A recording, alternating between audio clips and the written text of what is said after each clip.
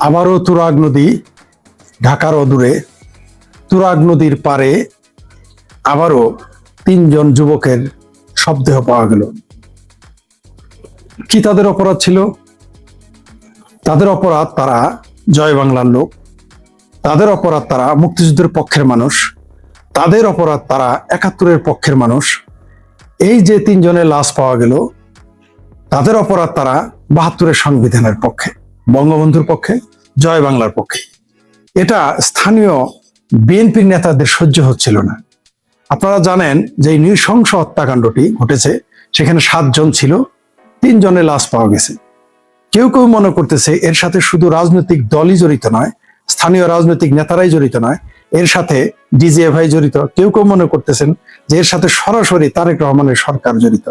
তাদের উদ্দেশ্য হচ্ছে যাতে বাংলাদেশে কেউ জয় বাংলা শব্দ উচ্চারণ না করতে পারে, যাতে তারা বঙ্গবন্ধুর নাম নিতে ভয় পায়, যাতে মুক্তিযুদ্ধের কথা বলতে মানুষ ভয় পায়। আমরা দেখেছি 1971-এর আলবদর রাজাকার আল সামসারা কি করতো? তারা নৃশংস হত্যাকাণ্ড চালাতো, তারা চোখ উপড়ে ফেলতো, তারা নৃশংসভাবে হত্যা করতো, নারীদের ঝুলিয়ে রাখতো, তাদেরকে হাত পা উপরে চুল বেঁধে ফ্যানের সাথে ঝুলিয়ে রাখতো। আপনারা জানেন যে সেইখানে চোখও পাওয়া গেছে মানুষের, কারণ কি নৃশংসতা ছড়িয়ে দাও। আমরা দেখেছি 1971-এ সেই পাক বাহিনীরা শিশু বাচ্চাদের গাছের সাথে বাড়ি দিয়ে মেরে ফেলতো, গর্ভবতী নারীদের পেটে বায়োনেট চালিয়ে দিত, চার্জ করতো। কেন করতো? নৃশংসতা দেখানোর জন্য। কেন? যাতে কেউ মুক্তিযুদ্ধের পক্ষে কথা না বলে। কিন্তু এখন আজকে এই 71-এর পরে এই বাংলাদেশে সবচেয়ে বেশি নির্যাতন নিপীড়ন চলতেছে, এটা সবাই আমরা জানি, এটা দেশ জানে, বিদেশ জানে, সাংবাদিকেরা জানে, কিন্তু কেউ বলে না। আপনারা জানেন যে তথাকথিত একটা হিরো আলম নামে একজন লোক রয়েছে, সে যদি উষ্টা খেয়ে পড়ে যেত, তার পক্ষে জাতীয় এবং আন্তর্জাতিক ভাবে তার পক্ষে বিবৃতি চলে আসতো। আমরা দেখেছি পৃথিবীর বড় বড় দেশ, বড় বড় দেশের রাষ্ট্রদূত বিবৃতি দিত। আজকে এই যে জয় বাংলার পক্ষের মানুষ, বঙ্গবন্ধুর পক্ষের মানুষ, 72-এর পক্ষের মানুষ, 71-এর মুক্তিযুদ্ধের পক্ষের মানুষ, তাদের কি মানবাধিকার নেই? তাদের কি রাজনৈতিক অধিকার থাকতে নেই? এদের বিষয়ে সবাই চুপচাপ। আমরা দেখলাম এই জুলাই সন্ত্রাসীর আন্দোলনের সময় কারো আসমান কাঁপে, কারো জমিন কাঁপে, কারো স্বর্গ কাঁপে, কারো নরক কেঁপে ওঠে। কিন্তু এখন কারো স্বর্গ নরক আসমান জমিন কাঁপতে আমরা দেখি না। কেন? কারণ এখন বাংলাদেশ আওয়ামী লীগ ভিকটিম, মুক্তিযুদ্ধের পক্ষের মানুষ ভিকটিম। তাই এখন আর গণতন্ত্রের কথা কেউ বলে না, মানবাধিকারের কথা কেউ বলে না, এখন কেউ বাক স্বাধীনতার কথা বলে না, এখন কেউ রাজনৈতিক অধিকারের কথা বলে না। কেন? কারণ এখন আওয়ামী লীগ হচ্ছে বিরোধী দলে। বাংলাদেশে একমাত্র এই মুহূর্তে বিরোধী দল নিষিদ্ধ হলো, একমাত্র বিরোধী দল আওয়ামী লীগ। পৃথিবীর অদ্ভুত একটা শাসন বাংলাদেশে চলতেছে, যেখানে কোনো সরকার বিরোধী দল নেই, সরকারি দল আছে তারেক রহমানের মুসলেকা সরকার। এই মুসলেকা সরকারের সরকারি বিরোধী দল রয়েছে, এবং এই মুসলেকা সরকারের মুসলেকা স্বতন্ত্র পার্টি রয়েছে, যাদের কাজ হলো সারা দিন বঙ্গবন্ধু, জয় বাংলা শব্দের বিরোধিতা, শেখ হাসিনার বিরোধিতা, আওয়ামী লীগের বিরোধিতা, মুক্তিযুদ্ধের বিরোধিতা, যা ইচ্ছা তাই তারা বলে যাবে। শুধু বললেও হতো না, তারা কি করতেছে এখন? যাতে নিষিদ্ধ করে এরা ক্ষান্ত হয়নি, একটা দলকে নিষিদ্ধ করা হয়েছে, নিষিদ্ধ করার পরেও তার মানুষদের কখনো জলে ডুবিয়ে মারতেছে, কখনো আগুনে পুড়তেছে, কখনো জেলখানার ভিতরে মারতেছে, কখনো জেলের বাইরে মারতেছে। অদ্ভুত ব্যাপার। মানে আপনি বাংলাদেশ আওয়ামী লীগ যদি হন, মুক্তিযুদ্ধের পক্ষের মানুষ হন, বঙ্গবন্ধুর মানুষ হন, তাহলে আপনার কোনো রাজনৈতিক অধিকার নেই, কথা বলার অধিকার নেই, চলার অধিকার নেই, এমনকি আপনার বেঁচে থাকার অধিকার নেই। এখন মানবাধিকার সংস্থার মুখে তালা। এখন দেশের মানবাধিকারের যারা মুখে ফেনা তুলতেন মানবাধিকার বলে, তারা এখন নীরব, মানে কিছুই তারা দেখে না। সেই উটের মতো বালুতে মুখ গুজে রেখে দিয়েছে। এভাবে তো একটা দেশ চলতে পারে না, একটা রাষ্ট্র চলতে পারে না, একটা দেশের রাজনীতি চলতে পারে না। এদের রাগ কোথায়? এদের রাগ হচ্ছে যে 1971-এ বাংলাদেশ আওয়ামী লীগ পাকিস্তান ভেঙে একটা স্বাধীন দেশ গড়েছে। এদের রাগ কেন? এদের রাগ 32 নম্বরের উপরে কেন? কারণ বঙ্গবন্ধু সেখান থেকে, এটাই ছিল বাংলাদেশের স্বাধীনতার আতুর ঘর। সেই জন্য তাদের এত রাগ, কারণ সেখান থেকে পর্যালোচনা করে রাজনৈতিক কর্মপদ্ধতি এবং কর্ম পরিকল্পনা নির্ণয় করা হতো, এবং সেই হিসেবে কাজ। এই জন্য তারা 32 নম্বর ভাঙবে। তারা শুধু 32 নম্বর ভেঙে ক্ষান্ত হয় নাই, তারা দেখতে পেল যে জীবিত বঙ্গবন্ধুর চাইতে মৃত বঙ্গবন্ধু শেখ মুজিবুর রহমান অনেক শক্তিশালী। কিভাবে? যে সেনাবাহিনী মাঠে থাকার পরেও তারা আসে কথা বলতে। 23শে জুন আমরা কি দেখলাম? 23শে জুন আমরা দেখলাম বাংলাদেশ আওয়ামী লীগের কোনো কার্যক্রম তাদের দলীয়ভাবে ঘোষণা করা ছিল না। কিন্তু তারপরও আমরা দেখলাম যে নেটো বাহিনী ছাড়া সকল বাহিনী বাংলাদেশে অবস্থিত ছিল। বাংলাদেশের আর্মি, বাংলাদেশ পুলিশ, বিজিবি সহ যৌথ বাহিনীর নামে তারা মাঠে ছিল। পাশাপাশি আমার ভাবির ছেলেরা ছিল, জঙ্গিরা ছিল, মোল্লা ছিল, মিলিটারি ছিল, বিএনপি ছিল, জামাত ছিল, হেফাজত ছিল, চামড়া নাইপির ছিল, সবাই ছিল। এই মুহূর্তে বাংলাদেশে আওয়ামী লীগ ভার্সেস অল, যেটা আমি বারবার বলি, বাংলাদেশে এই মুহূর্তে সরকারি বিরোধী দল যদি আপনি বলতে বলেন আমাকে, আমি বলবো আওয়ামী লীগ হচ্ছে বিরোধী দল আর সবাই হচ্ছে এখন সরকারি দল। এবং তাদের মধ্যে একটা ঐক্য রয়েছে যে আওয়ামী লীগ ঠেকাও, মুক্তিযুদ্ধের চেতনার মানুষদের ঠেকাও, বঙ্গবন্ধুকে ঠেকাও, 32 নম্বর ঠেকাও, 72 সংবিধান ঠেকাও, 71 ঠেকাও, 7ই মার্চের ভাষণ ঠেকাও। এটা এই ব্যাপারে তারা ঐক্যমত এবং সেইভাবে তারা কাজ করে যাচ্ছে আমরা দেখতে পাচ্ছি। এই যে বাংলাদেশে যেভাবে, আমি বারবার যেটা বলে থাকি যে এই মুহূর্তে পৃথিবীতে একটি রাজনৈতিক দল যারা বাংলাদেশের সংখ্যালঘুর চাইতেও বেশি নির্যাতিত, এই দেশের সংখ্যালঘুরা যাদেরকে সবসময় নির্যাতন করা হচ্ছে তাদের চাইতেও ভয়ঙ্কর ভাবে নির্যাতিত হচ্ছে বাংলাদেশ আওয়ামী লীগ, যারা অনেকবার ক্ষমতায় ছিল, যারা এই দেশটাকে সৃষ্টি করছে। আজকে তারা নিষিদ্ধ। আপনি কল্পনা করতে পারেন যে স্বাধীন বাংলাদেশে জননেত্রী শেখ হাসিনা, বঙ্গবন্ধুর কন্যা এই দেশে থাকতে পারে না, গোলাম আজমের, নিজামীর, কাদের মোল্লার পোলারা এই দেশে থাকে? এটা কি ভাবা যায়? এই সেই স্বাধীন দেশ যেখানে এই মুহূর্তে বাংলাদেশে আওয়ামী লীগ নিষিদ্ধ, আর রাজাকার, আল বদর, আল শামস, মুসলিম লীগ, জামাত, হেফাজত, নেজামে ইসলাম, এরা এই দেশে সিদ্ধ। কল্পনা করা যায়? হড মাজার নামের এক বুদ্ধিজীবী আছে, যিনি বারবার বলতেন, আওয়ামী লীগ ক্ষমতা থাকতেই বলেছিলেন যে জামাতের সমালোচনা করা ফ্যাসিজম। তাহলে জামাতের সমালোচনা করা যদি ফ্যাসিজম হয়, অর্থাৎ একটি রাজনৈতিক দলের সমালোচনা করা ফ্যাসিজম, যদি এই কথা হয়, যদিও তার এই কথা মিথ্যা, রাজনীতির পলিটিক্যাল সায়েন্সও এই কথা মিথ্যা, কারণ কেউ সমালোচনার ঊর্ধ্বে না, না সরকারি দল না বিরোধী দল। জামাতের মতো স্বাধীনতা বিরোধী দলের সমালোচনা যদি হয়ে থাকে ফ্যাসিজম, তাহলে বাংলাদেশ আওয়ামী লীগ 50% মানুষের সমর্থন এখন তার আছে, তাহলে সেই দলকে নিষিদ্ধ করা কি ফ্যাসিজম নয়? এটা হচ্ছে আলট্রা ফ্যাসিজম। আলট্রা ফ্যাসিজমের মধ্যেই তারা ক্ষান্ত নয়, তারা জুডিশিয়াল কিলিং করতেছে, পাশাপাশি তারা সরাসরি মব এবং সন্ত্রাসের মাধ্যমে ছাত্রলীগ, ছাত্রদল, যুবলীগ, বাংলাদেশ আওয়ামী লীগ এবং মুক্তিযুদ্ধের সকল মতের মানুষকে তারা হত্যা, নির্যাতন, নিপীড়ন করে। আপনারা জানেন, যার আগে একটি ছেলে সকালে গেল থানায়, রাতে গেল থানায়, সকালে সে লাশ হয়ে ফেললো। আরেকটা ছেলে, সে তার অবস্থা তাই, তারা জেলখানার ভিতরে তাদের। আপনারা জানেন যে এই দেশের নেতাদের কত ভয় পায় এরা, যে একজন মৃত আওয়ামী লীগের নেতার হাতে হ্যান্ডকাপ পরা থাকে, আপনারা দেখেছেন। আপনারা এও দেখেছেন যে যিনি প্যারালাইজড এবং তিনি সাধারণ কোনো জ্ঞানী তার ছিল না, তোফায়েল আহমেদ, তাকে তারা কাঠগড়ায় নিয়ে এসেছে, তার বিরুদ্ধে মামলা, তার বিরুদ্ধে ওয়ারেন্ট। মানে কোন দেশে আমরা বাস করতেছি? কিন্তু বাংলাদেশ আওয়ামী লীগ এবং মুক্তিযুদ্ধের পক্ষের মানুষদের কি এই তারেক রহমান নির্যাতন করে, এই পাকিস্তানপন্থী জামাতের ভাষায় এদের সাথে ঐক্যবদ্ধ হয়ে সেই 71-এর মতোই বর্বরতা, পাষণ্ডতা দেখিয়ে কি ঠিকই রাখতে পারবে? আমার কিন্তু তা বিশ্বাস হয় না। আমি বাংলাদেশের একজন সাধারণ নাগরিক হিসেবে বলতে পারি, বাংলাদেশের যারা মুক্তিযুদ্ধের পক্ষের মানুষ, তাদের কিন্তু ধৈর্যের বাঁধ ভেঙে যাচ্ছে, এবং এই ধৈর্যের বাঁধ যখন ভেঙে যাবে, তখন কিন্তু এদের সামনে পুলিশ তো দূরের কথা, সেনাবাহিনী কিন্তু এদের সামনে টিকতে পারবে না, কারণ ঝড়, তুফান, ভূমিকম্পকে আপনি ঠেকাতে পারবেন না। এই যে বিষয়টা নিয়ে আমি শুরু করেছিলাম, যে এই মুহূর্তে সবচেয়ে বেশি নির্যাতিত দল বাংলাদেশ, শুধু বাংলাদেশে নয়, সারা পৃথিবীর যে কোনো রাজনৈতিক দলকে আপনি নিয়ে আসেন, সবচেয়ে বেশি নির্যাতিত দল হচ্ছে বাংলাদেশ আওয়ামী লীগ, বাংলাদেশ ছাত্রলীগ এবং তার অঙ্গ সংগঠন। কেন? কি কারণে? কারণ হচ্ছে তারা গণতন্ত্র চায়, তারা সাম্য চায়, তারা সুশিক্ষা চায়, তারা আধুনিকতা চায়, তারা ধর্মনিরপেক্ষতা চায়। সেই জন্য বাংলাদেশের আওয়ামী লীগ এবং মুক্তিযুদ্ধের পক্ষের মানুষের উপর এই নির্যাতন, নিপীড়ন। এই জন্য তাদের কখনো পানিতে ডুবিয়ে মারতেছে, কখনো আগুনে জ্বালিয়ে দিতেছে, কখনো রোড অ্যাক্সিডেন্টের মাধ্যমে মারতেছে, কখনো গুলি করে মারতেছে, কখনো বাড়িতে গিয়ে। আপনারা জানেন সবচেয়ে নির্মম যে বিষয়টা আমাকে দাগা দিয়েছে, সেটা হলো যে একজন আওয়ামী লীগের নেতা, সে জেলে, তার স্ত্রীকে 1 বছর যাবত ছাত্র দলের নেতা ধর্ষণ করতেছে, তাকে নিরাপদে ফিরিয়ে যে তাকে জামিন দেওয়ার প্রতিশ্রুতিতে। কত বর্বরতা! সেই জন্য বলি, যদি আমি শুরুতে বলেছি যে 71-এর পরে সবচেয়ে বেশি নির্যাতন এখন হচ্ছে, আমি তো কিছু কিছু ক্ষেত্রে দেখি 71-কে হার মানিয়ে দিয়েছে, কারণ 71-এ একজন পাক হানাদার বাহিনী ধর্ষণ করতে 1বার 2বারই, কিন্তু এখন আমরা কি দেখতেছি? 1 বছর ধর্ষণ করতেছে স্বাধীন বাংলাদেশে তার স্বামীকে আটকে রেখে।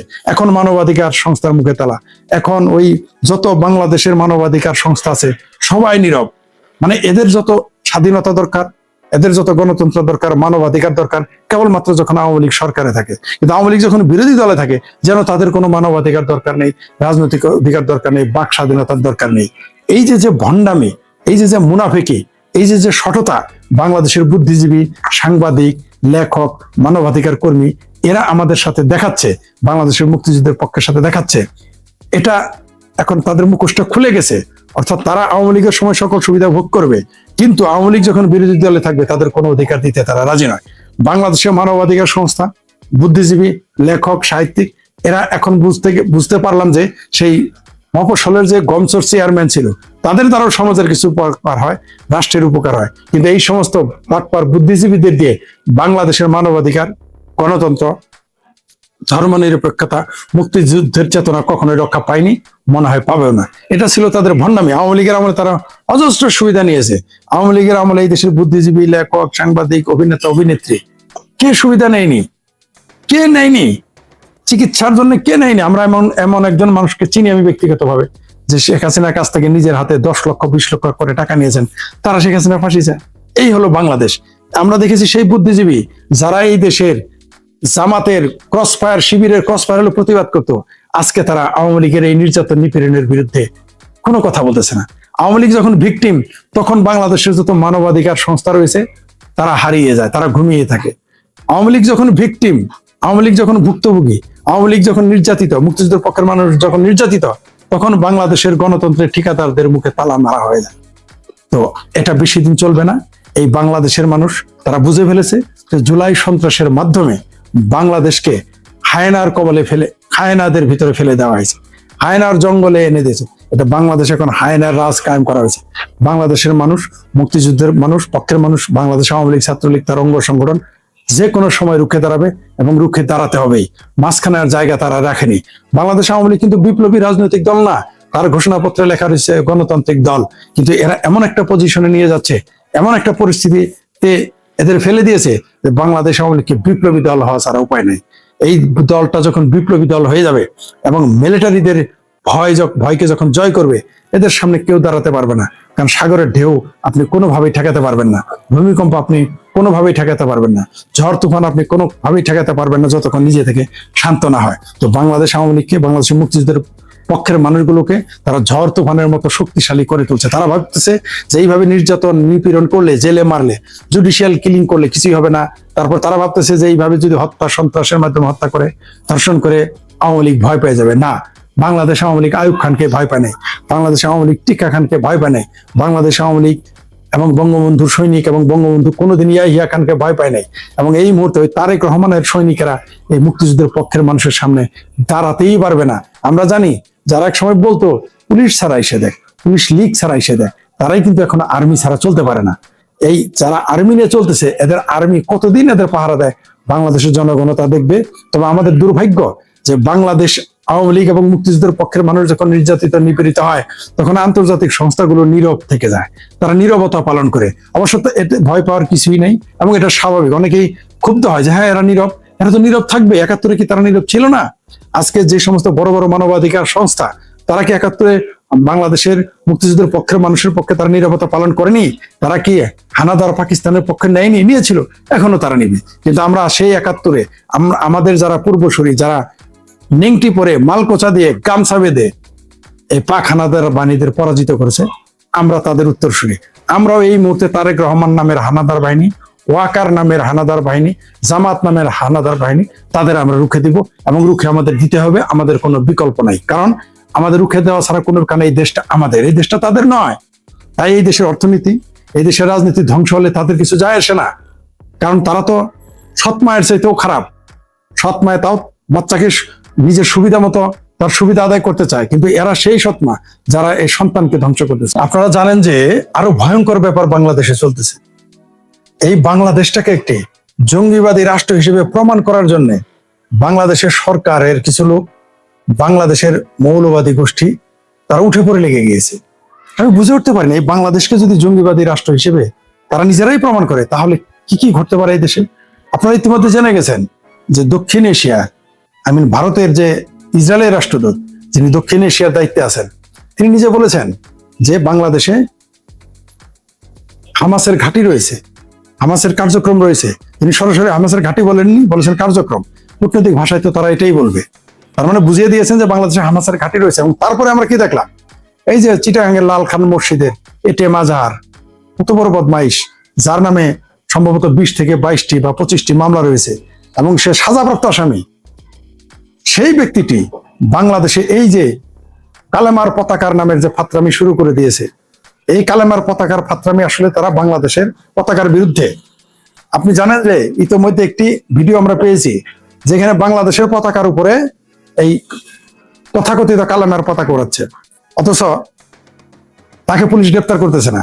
কিন্তু চিন্ময় কৃষ্ণ দাস, ইসকনের নেতা, তার নামে মিথ্যা অভিযোগ দিয়ে তাকে জেলে দিয়েছে রাষ্ট্রদ্রোহিতার অপরাধে। এখনো তিনি জেলে আছেন, জামিনই নাই তা, অথচ তিনি তা করেননি। আর এখানে পতাকা উড়াচ্ছে বাংলাদেশের পতাকার উপরে, কোনো কথাই বলছেন। স্কুলে গিয়ে, প্রতিষ্ঠানে গিয়ে পতাকা উড়াচ্ছে। এছাড়া সারা দেশে এটিএম আজহারুল, লালখান মাদ্রাসা মসজিদের যে খতিব, এই বদমাইশ, এ ছিল হোটেল তাজ হত্যা মামলার, হোটেল তাজ আক্রমণকারীর আসামি। এটা ভারতের রিপোর্ট নয়, এটা আমেরিকা রিপোর্ট। আমেরিকা রিপোর্ট করছে ভারতে যে হোটেল তাজ হামলা হয়েছিল সেখানে হারুন আল ইজাহার জড়িত এর সাথে। আর এর সাথেই দেখবেন বাংলাদেশের অনেক রাজনৈতিক নেতার ছবি।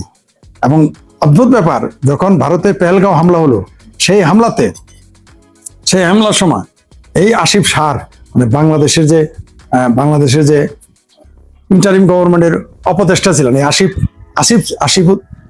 আসিফের সাথে, আসিফ নজরুলের সাথে এটিএম আজহারুল সেদিন বৈঠক করেছিলেন। তার মানে বিশেষ রিপোর্টে এগুলো চলে এসেছে। এবং বাংলাদেশে এই মুহূর্তে তাকে কখন মুক্তি দেওয়া হয়েছে, কখন মুক্তি পেয়েছে? যখন 2024-এর জুলাই সন্ত্রাস ঘটলো, 5ই আগস্টের পরে সে বেরিয়ে এসেছে। আপনি দেখেন এই যে তার ফাত্রামি বর্তমানে কালেমা নিয়ে, সে তো যারা বলেন যে মৌলবাদ অমুক ছড়িয়েছে তমুক ছড়িয়েছে, মৌলবাদ উস্কে দিয়েছে।